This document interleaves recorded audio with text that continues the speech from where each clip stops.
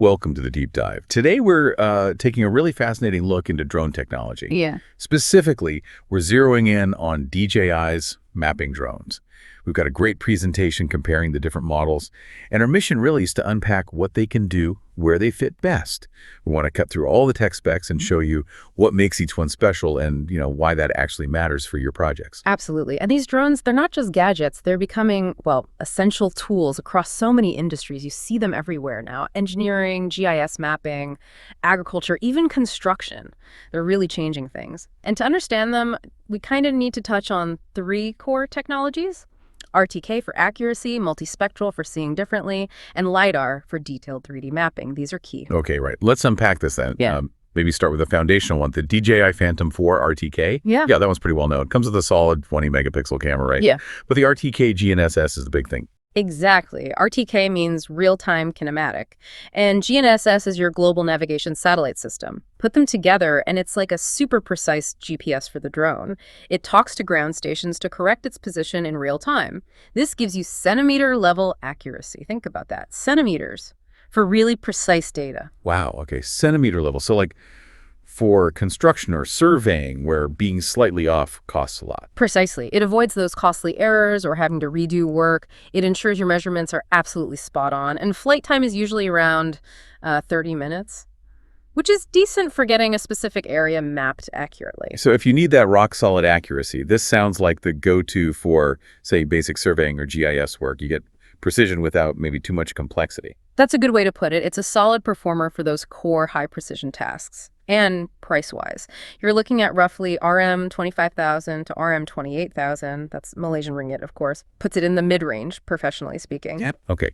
Now, shifting gears a bit, what if portability is like a really big deal? That brings us to the DJI Mavic 3 Enterprise, the M3E. It looks much smaller, but seems to pack a punch. It has two cameras. Yeah, it's got a 20 megapixel wide camera and also a 12 megapixel zoom. Gives us some versatility there. But the clever part is the optional RTK. Optional, so you can turn it on or off? Essentially, yes. You add an RTK module if you need that top-tier centimeter accuracy for a specific job. If not, you fly without it. It offers flexibility. Plus, the flight time is impressive for its size. You're looking at about 42, maybe 45 minutes. So significantly longer than the Phantom 4 RTK. Right, more coverage per battery. So the big advantages are being compact, easy to carry around, great for light to medium mapping tasks where you need to be agile, like a grab-and-go option. Exactly. Perfect way to describe it. Quick deployment, easy to handle. And the price reflects that, too. It's more accessible, around RM 13,000 to RM 15,000. A lot of capability for that value. Okay, interesting. Now, for something really unique, seeing beyond just visible light, let's talk DJI Mavic 3T, the thermal model. This one's different, right? The camera system combines a visual camera, 48 megapixels, pretty high res, with a thermal camera. Yes, a 640 by 512 thermal sensor. And that thermal capability, it opens up completely different applications. Think search and rescue at night, finding someone by their heat signature when you can't see them. Right, or even through light foliage, maybe. Exactly. Or utility inspections, spotting an overheating transformer on a power pole before it fails. That saves a lot of trouble. So it can literally see heat problems, even useful for mapping, like at night, perhaps? Potentially, yeah, depending on what you're looking for. And the flight time's still solid, around 40 minutes. So what this means for someone needing to see beyond the visible spectrum is, it's about finding things you just couldn't see otherwise. Critical information. Absolutely. Spotting anomalies, finding people or animals, checking infrastructure integrity in a way standard cameras just can't. And the price, around RM 18,000. Okay. Moving into another specialized area now, agriculture. Precision agriculture. That's where the DJI Mavic 3M comes in, right? The multispectral model. This one has a different kind of sensor array again, a multispectral sensor plus an RGB camera. Correct. It has a 20 megapixel RGB, like a normal camera, but also these specialized multispectral sensors. They capture light in specific narrow bands, including things like near infrared, which our eyes can't see. And why is that useful for farming?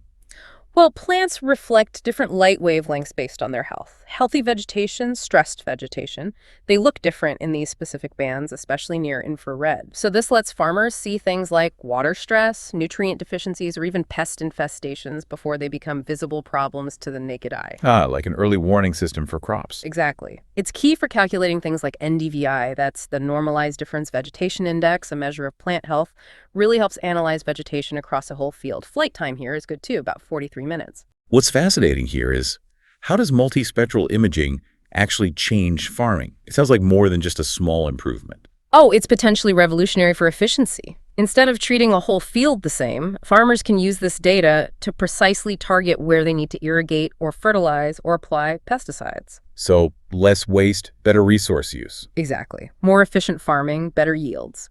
It's about making data-driven decisions square meter by square meter. And the cost is around RM 20,000 to RM 22,000. Right. Okay, finally, let's talk about the really heavy-duty stuff. Industrial scale, advanced surveying, the DJI Matrix 350 RTK. This one looks like a beast. Its main thing seems to be this modular payload system. What does that really mean in practice? It means versatility is dialed up to 11. You're not stuck with one built-in camera. You can attach various high-end cameras, specialized sensors, and critically, LiDAR sensor. LiDAR. Okay, light detection and ranging. How does that work differently? It fires out millions of laser pulses and measures how long they take to return. This builds an incredibly dense, accurate 3D point cloud of the environment. It can even penetrate vegetation canopies to map the actual ground underneath, essential for detailed topography. Wow. And the drone itself, the Matrix 350, it looks built for endurance. Definitely. Flight time is huge, around 55 minutes. That lets you cover vast areas without constantly landing to swap batteries. Big efficiency gain on large projects. Okay, so modularity, endurance, I'm guessing the price tag reflects that flexibility. It probably varies a lot. You bet. Just the base drone unit, you're probably looking at somewhere between RM 35,000 and maybe RM 60,000 plus, depends on the configuration. And that's before adding something like LiDAR. Right. When you pair it with a high-quality LiDAR sensor like an L1 or L2 system. L1, L2, what's that? Those refer to different GPS signal frequencies they use. Using both together helps maintain high accuracy, even in challenging environments like near buildings or dense trees. So a full Matrix 350 RTK setup with LiDAR and the high-precision GNSS RTK, you could be looking at anywhere from RM 90,000 up to RM 165,000 or even more. Okay, that's a serious investment. It is, but it's the ultimate package for high-accuracy LiDAR mapping, complex topography, really demanding professional surveys. So if we connect this to the bigger picture, who really needs this kind of power? What kind of projects justify that investment? We're talking large-scale industrial work, mapping entire cities for infrastructure planning, detailed geological surveys for mining, massive construction projects. Anywhere that needs extreme precision, reliability over huge areas, high endurance, and maybe the ability to customize the sensor payload for very specific tasks. It's for top-tier professionals, really. Okay, that makes sense. So just to sort of wrap up our deep dive here, if you need something light, portable, flexible for mapping, the Mavic 3E seems like a great choice. Yep, good all-rounder. For that core, high precision, basic mapping, centimeter accuracy needed, the Phantom 4 RTK is still a strong contender. Reliable workhorse. If you're in precision agriculture, the Mavic 3M with its multispectral sensors, that's the specialist tool. Game changer for farmers. For seeing heat, thermal imaging, search and rescue, utility checks, the Mavic 3T is designed specifically for that. Unique capability there. And then, for the biggest jobs, industrial scale, needing LiDAR, topography, maximum endurance, and precision, the Matrix 350 RTK is the powerhouse. That's the top end, yeah. Tailored for the most demanding projects. It really covers a wide range of needs. It does. And, this raises an interesting question. As this drone technology keeps getting better and more specialized, how might these tools not just sort of improve the industries we already have, but maybe fundamentally change how we understand and interact with our physical world? Could they lead to totally new ways of designing things, new applications, new insights we can't even really imagine right now? Makes you think, doesn't it?